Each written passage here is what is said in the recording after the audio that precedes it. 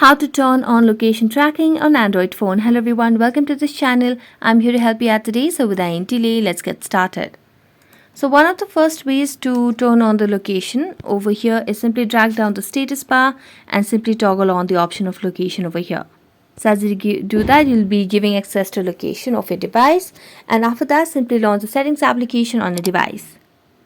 Scroll down and tap on the option of apps, and here select on permissions. Now tap on permissions again, and as you tap on permissions, scroll down and here you can see the option of location. Select on location, and as you do that, you'll be able to see different apps that have the access for your location or not. So if you want to give access to any other app, you can simply tap on the app and then tap on allow. So that's how you can give the location inability or access on Android phone. So that's it. Thank you so much for watching this video. See you next time.